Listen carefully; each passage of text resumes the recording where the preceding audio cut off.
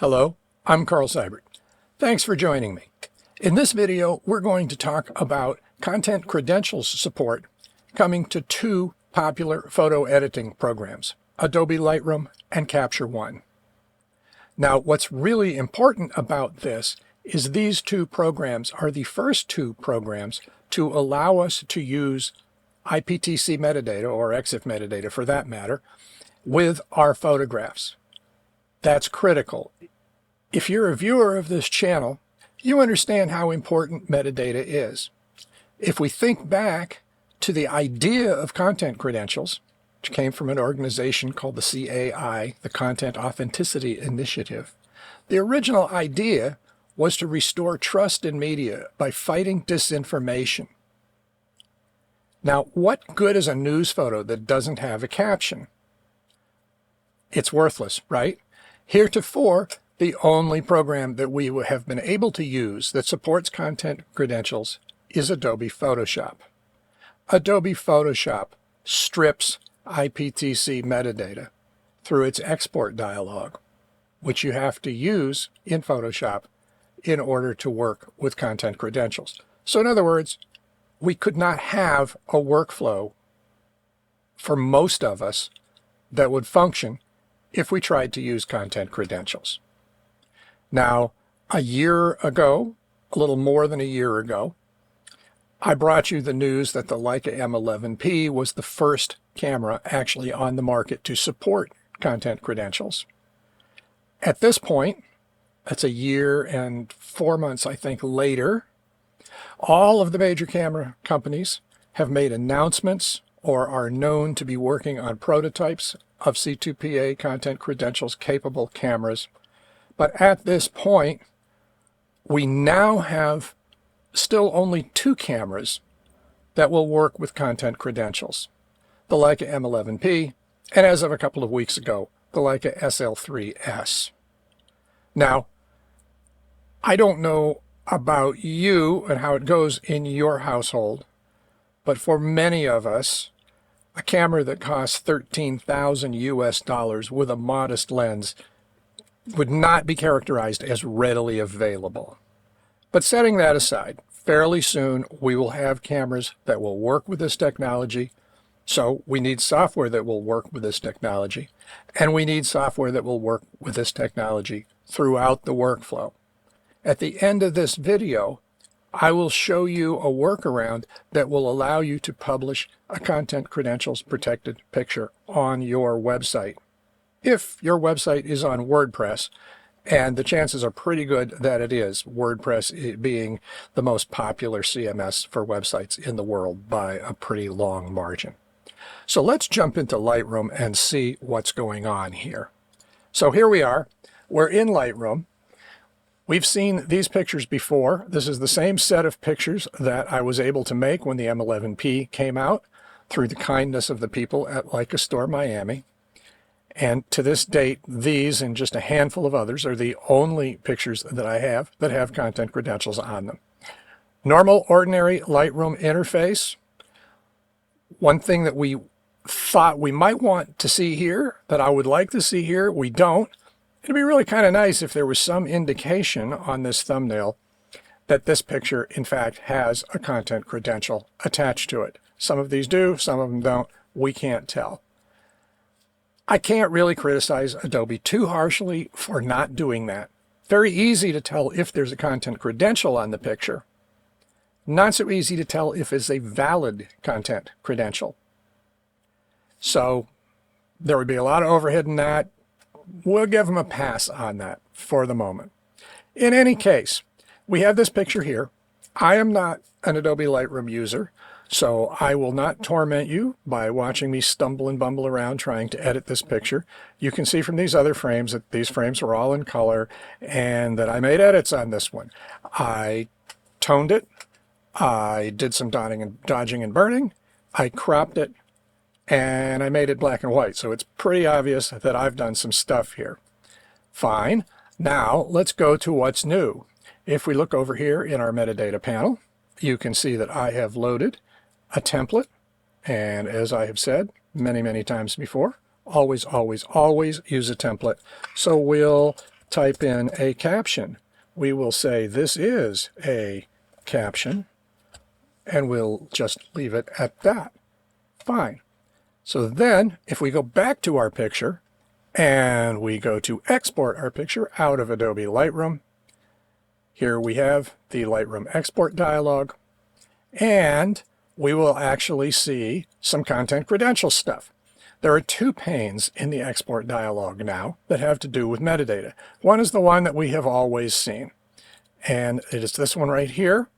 And it gives you the choice of embedding your metadata into your exported picture or shooting yourself straight in the foot. So that's easy enough, and there's nothing new there.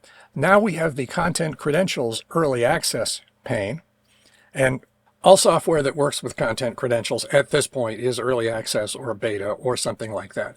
And that's partly because the software itself might indeed be in beta, and it's also because the content credentials standard is evolving at this point. So there we have it.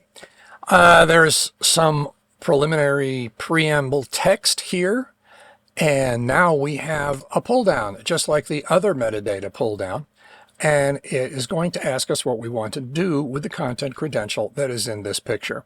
We cannot include it in the exported picture. Okay, that's sensible enough. We can publish it to the Content Credentials Cloud, which is interesting, or we can attach it to our file. And attach to our file means to embed it, just like normal IPTC or EXIF metadata. Or we can do both. We can embed the metadata and we can publish it to the cloud. Now, embedding the metadata has a little bit of a cost to it. There's probably going to be about 100 kilobytes worth of metadata added by this content credential. And it could grow larger than that. Bear in mind that content credentials include thumbnails. Okay, so what about this content credentials cloud thing? Well, what a content credential is a piece of metadata attached to your picture. It's cryptographically protected. In other words, it's signed. And it provides tamper-evident functionality to the picture. If your content credentials chain is broken, that means that somebody has opened the picture and saved the picture in between you and the last person who did so with a content credentials enabled device or piece of software. That's great, but we know that there is no such thing as unstrippable metadata. I've been talking for years, many people have been talking for years about ways to make metadata durable. And this business, the Content Credentials Cloud, as Adobe is calling it, is just such a thing. What it is an immutable ledger somewhere else, somewhere in the cloud, that can't be edited. You can only add entries to it. And we can go back for a picture that's in our hands, and we can look and we can see what was what with that picture the last time somebody touched it with content credentials enabled equipment or software. Or for that matter, what the picture looked like the first time. What did the camera see when the picture was made? That's not an absolute thing, of course, particularly if the camera is a mobile phone, because the camera could be doing a lot of editing to the picture right then and there, including, in the case of mobile phones, AI-enhanced editing. But nevertheless, this is the thing that we've been wanting for such a long time, is durable metadata. So, heck yeah, we want to publish our content credential to the Content Credentials Cloud. Therein lies the problem. At the moment, the only content credentials ledger that there is that's publicly available is one owned by Adobe. They created it as a demo, and it's still with us.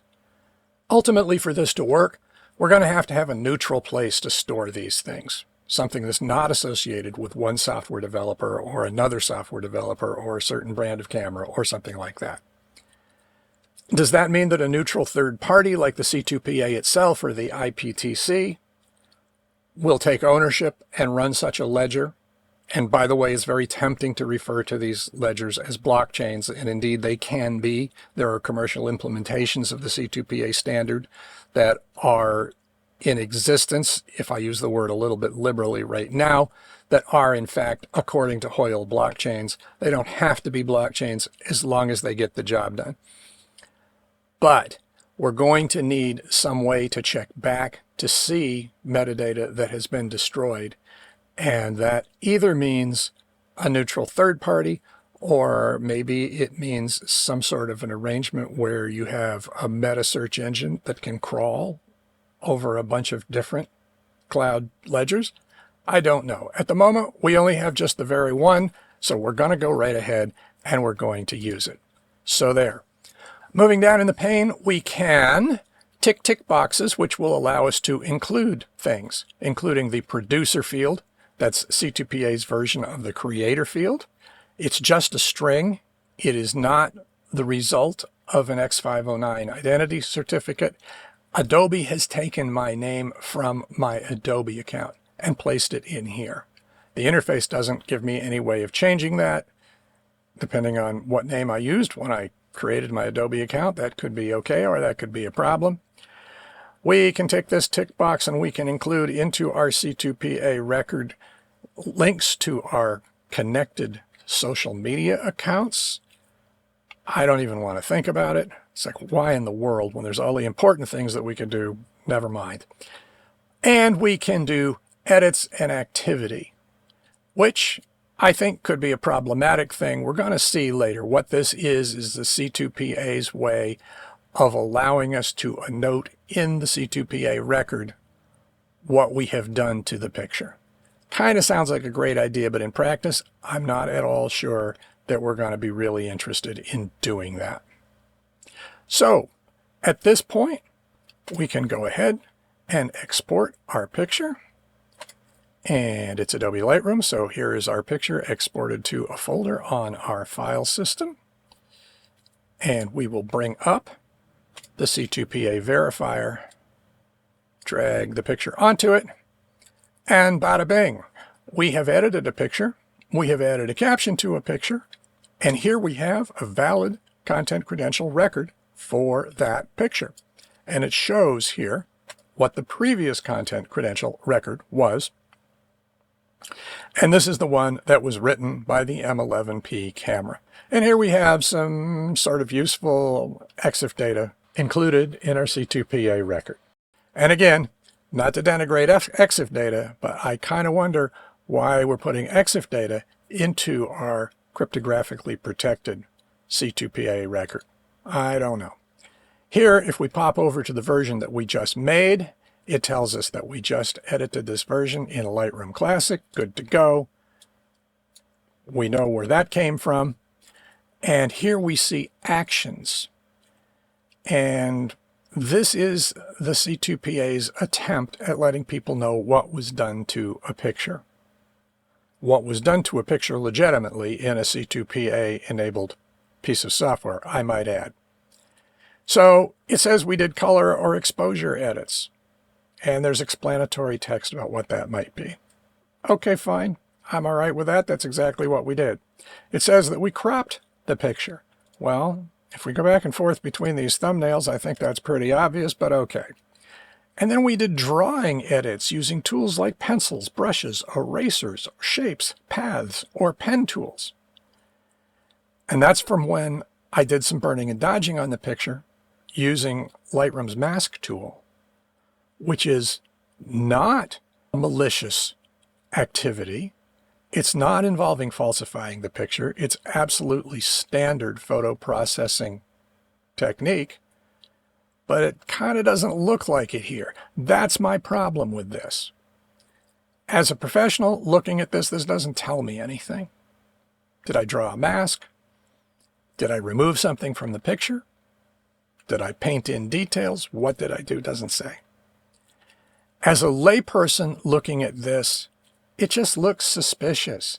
This is just a reason to distrust the photo that has nothing whatsoever wrong with it.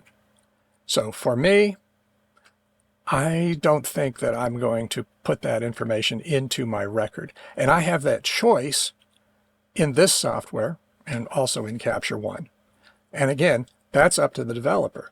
The developer could just slam this information into the record, whether you like it or not, which I don't think is a good thing at all. And that's the way it is in Adobe Photoshop. So that's about what the record tells us. It basically says that this photo is untampered with. That's the idea of it. Now we noticed here some EXIF data, or data that very well could be EXIF data. We could indeed have that in our record. Again, it's up to the developer. We could have any common metadata embedded into our record, including our IPTC metadata, including the original caption.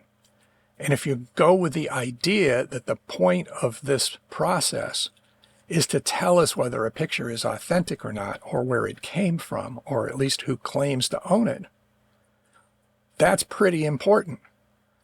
We really do want to be able to see what the original photographer put in the caption.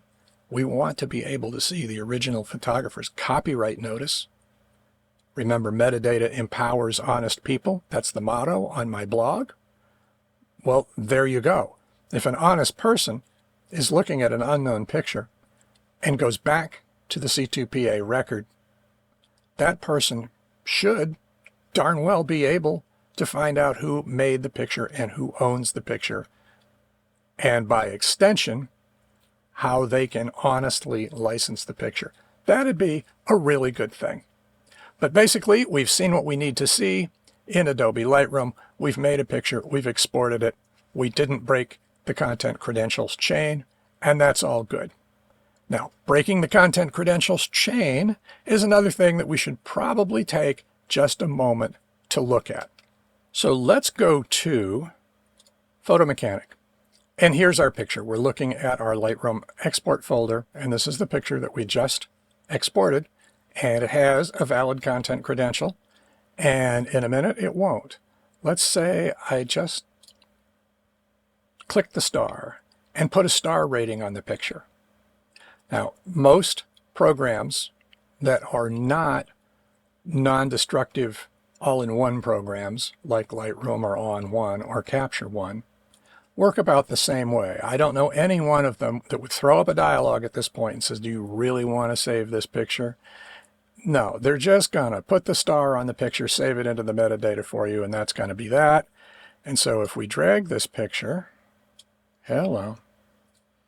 So if we drag this picture over to the verifier, bang, this file may have been tampered with. This is what a file that has a content credential in it, but it's a broken content credential, looks like. Its content credentials can't be verified or viewed, which is kind of a drag because you have no idea what this picture looked like in the beginning, and its original thumbnail is still there.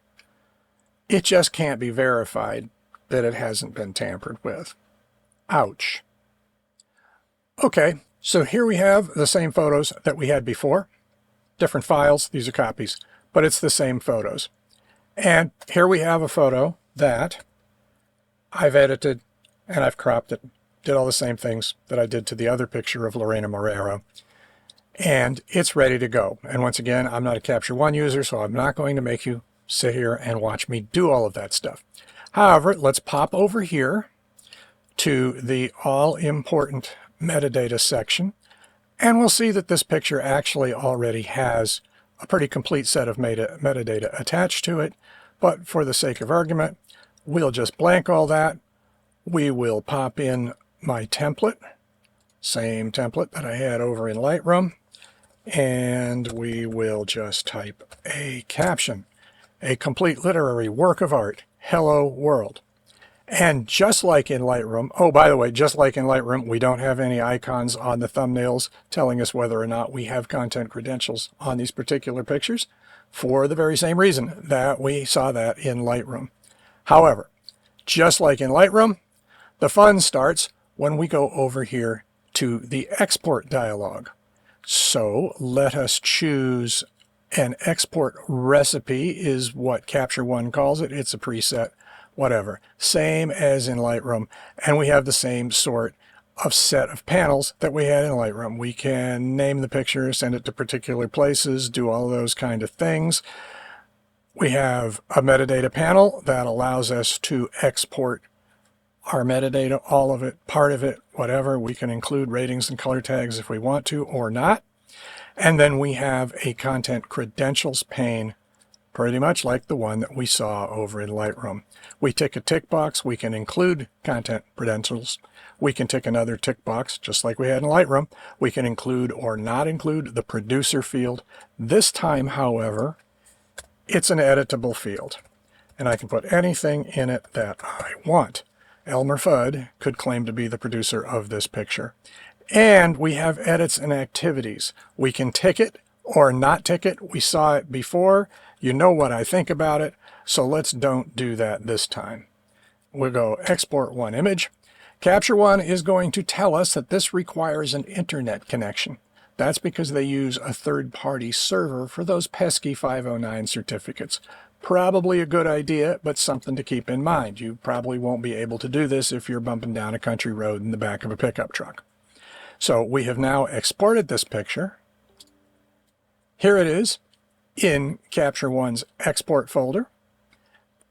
So let's do the same thing that we did before. We can pop up the content credentials verifier page, and I'll pull Capture One over to the side a little bit so we have some room to work, and we will pull this picture into the verifier page, and voila. Just as we saw before, we have thumbnails. Just as we saw before, we have my produced by string, which I introduced a typo to because I'm just a typo kind of guy. It's going to tell us that we use Capture One 16.5.5.2701 in order to edit this picture. It's going to tell us, just as before, that the ingredient was the original picture saved by the Leica camera. And it's going to tell us that the 509 certificate, the identity certificate, belongs to Capture One, narrowing the search for the person who actually is responsible for this picture down to about 260,000. That's the number of users that Capture One claims to have. But it worked exactly the same way. It did exactly the same things. It did, however, fail to offer us one important thing that Lightroom does offer us, and that is the ability to actually store our C2PA record in the cloud. That's up to the developers. If the software developers choose to allow us to do that, they can do it for us. And if the people who are writing verifier pages choose to include that information, well, they can too. So that's all grand. What can we do with this at this point? And at the beginning, I said that I will show you a way to serve a content credentials protected picture on your WordPress website. This is an important distinction at this point because, to my knowledge, there are no web CMSs that support content credentials. I know of a DAM that is working on introducing the ability to support content credentials. And I suspect that we'll see something from web CMS providers as well. At the moment, we don't have that. So stand by, and I'll be back with a WordPress web page, and we'll put a content credentials picture on it. Hi, this is Future Carl. I've come back because before we jump over to WordPress, we need to address something that I forgot to address that's actually really important. So let's go back to Capture One here. We will drag it back out so that we can see our grid. We will go back to our grid, and here we are. And I don't know if you noticed it, but both of the files that we've used so far were JPEGs. Now, early on with Photoshop, that's all we could do. The only files that we could work with content credentials were, in fact, JPEGs. And that's not really going to do if we're really going to shoot and we're really going to use this technology. So here we have a file in Capture One, and I've done a crop. As you can see, I hit auto levels or something. It's a picture of my notebook, for crying out loud, so it's not really important. But it is, in fact, a raw file. So let's go ahead and export it like so, just like we did before. And at the end of this, we should be able to see with our very own eyes that indeed Capture One and Lightroom 2 will work with raw files with C2PA content credentials attached. And voila, here we are. Here's the file that we just wrote, Capture One. It did it. It was fine. Here's the original ingredient. It was from the M11P. It wrote that record, and we're all good. So at this point, let's jump over to WordPress. And here we have a WordPress demo page that I made, and it's actually a live page. It's actually on my website, and I will leave the link to it in the description down below so that you can go to it and see what's going on. And here's one of our Lorena pictures from that shoot at the Leica store. And if we look at it, well, actually, let's save the page. And we will jump out, and we will actually view the page, and we will go to our Verify Content Credentials extension in Chrome and turn it on. And there we have it. So this picture of Lorena is published on a web page with an intact contact credential. Now, that doesn't sound like a big deal at all, but there is a hurdle to overcome to get there. Here is the problem. Well, actually, let's start on the page. Here is the problem.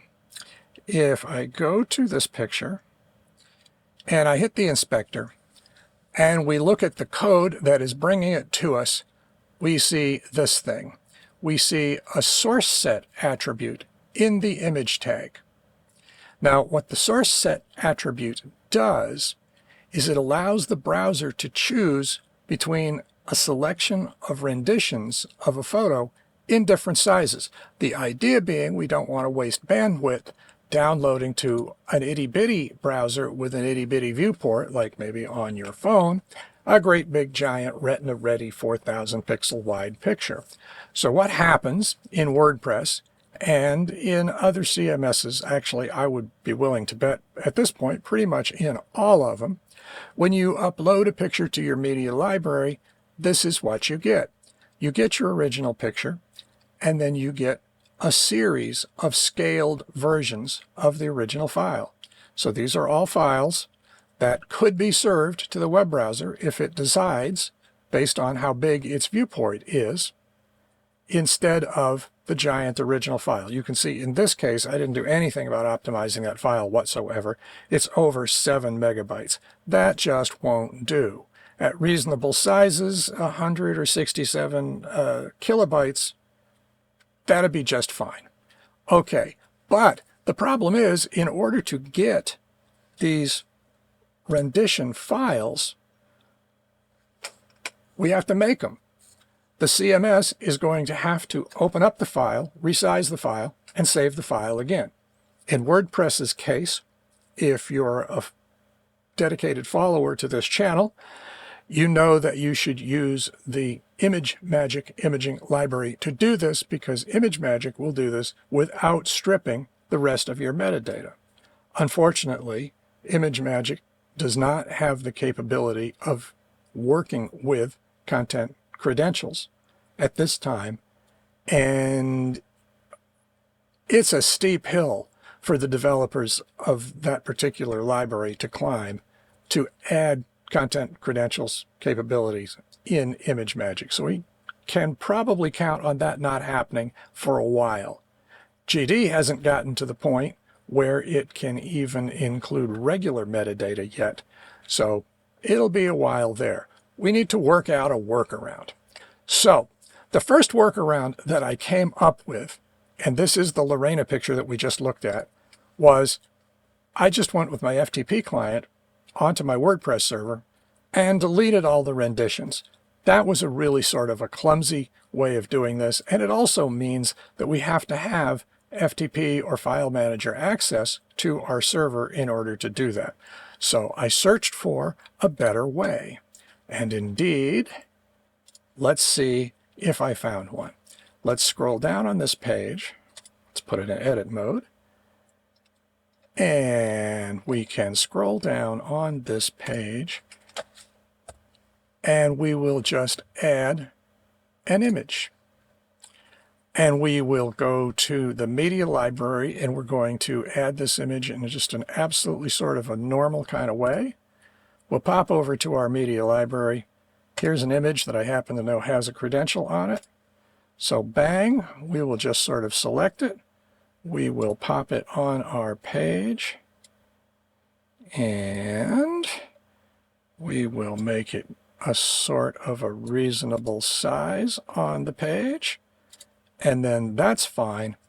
And now that we've done this, I'm just going to go ahead and hit replace on this picture. Actually, wait a minute. Before I do that, something to point out. When we pulled this picture in from the media library, it included the caption from the picture. That's the IPTC caption. This happens to actually be the IPTC caption from the IIM metadata block, if that matters to you. But that's a feature of WordPress, and that's a feature of many publishing CMSs. They'll pull in your caption for you so that you don't have to retype it. You can just edit it. So if you have names and things like that correct in the caption in the first place, you have eliminated a potential source of error. Anyway, so we have this picture on our page. We'll go ahead and save the page. And then we'll pull the rabbit out of our hat. We will hit the replace button on this picture. And we have a couple of choices here. We can go back to the media library and grab the picture again. We can upload the picture, or we can use the URL of the picture from the media library. Okay, I'm just going to hit this edit button on here. And I'm going to look at the URL, and if I look at it in WordPress, a URL of a picture that is a rendition has the size of the rendition in the file name in the URL, because we saw when we were over here that in our file names, there they are. They're the file name of the original picture plus the dimensions. Oops. We'll have to pop back here. We'll do replace. And here is that URL that we were looking at just a second ago. Those are the dimensions. And if I just zap them, this URL now points to my original picture. The original, if you remember, had the content credential on it because WordPress didn't have to open it and resize it. It's the original picture, the actual picture that I uploaded. So we will just hit save there. And we'll just tidy up a little bit. And we'll just center this thing. Now here we have the picture. It still has our caption, just like before. There's another way to do this. We could have bounced back and forth to the media library and copied the URL and come back here and paste it in the URL, and then bounce back again and copy the caption and come back to the page and pasted it in. Where's the fun in that? This using the replace button just got us where we hopefully want to be without doing all of that fussing around. So it is a relatively elegant hack. And once again, we will turn on our content credential verifier thingy. And there it has told us that yes, indeed, we still have a content credential on this picture. So we've done it. We've published a picture on the web with a content credential. We've gone all the way from the camera to here with content credentials intact. This verifier Chrome extension, by the way, there are two versions of it available. This particular one is from the Digimarc company, that steganographic company, and there is another one developed by Adobe, and they work a little bit differently. But they will do this, and of course, if we wanted to, we could code the page with a verifier link, and we could put up a little overlay for the This is actually the valid content credential pin, and we could have a valid one or a broken one. But that's all there is to it. We have a relatively quick way of putting a content credential picture on a web page. Now, what if we wanted it to be responsive? Responsive is a good thing. It was a better thing when bandwidth was a little bit limited. When bandwidth was a little more limited, it meant the difference between a page that loaded in a second or two like it was supposed to and a page that would take forever to load. But nowadays, that's not as big a deal. Nevertheless, it would be really nice if we could do this and we could do it on a responsive picture. And indeed, I have figured out another workaround / maybe hack that will allow you to do that, or at least allow a lot of people to do that. And I'll come back to that in another video. And I'll go over this process a little bit quicker. I'm sorry, I will go over this process in a little more detail in that video as well. Good news for photographers, especially photographers who care enough about their work to properly mark it up with metadata. And if you're watching this channel, I probably mean you. Thank you, Adobe team. Thank you, Capture One team, for doing this. Now, before we go, let me jump on my tiny little soapbox for just a second and beg, plead, rant, or whatever. Developers who are developing software that writes C2PA data onto pictures, including Capture One, including Adobe, including anybody else.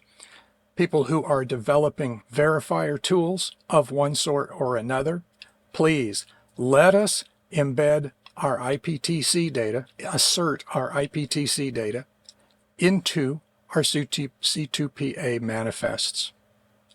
I think that that is really important. If you think about it, the most common disinformation attack about pictures is just simply taking a picture of one thing and holding it up and claiming that it's something else. It's not an attack on the picture itself. It doesn't involve retouching. It doesn't involve AI. It doesn't involve deepfakes. It just involves typing a false caption under the picture.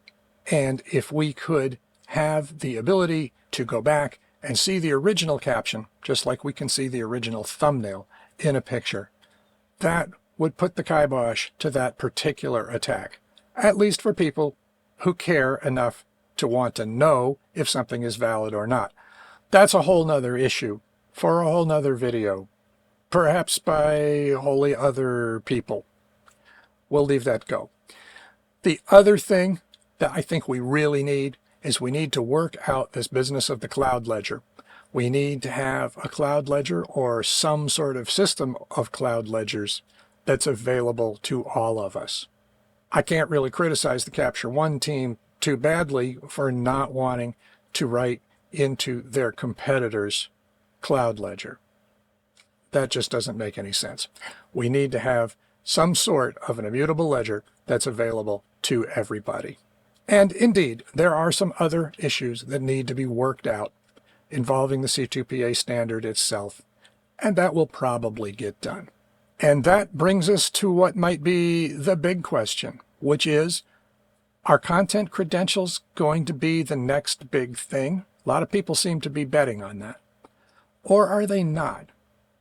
Are they just going to wither on the vine and fall away? I don't know. I have no idea. I'd be really interested in what your opinion is. So jump in the comments and let us know.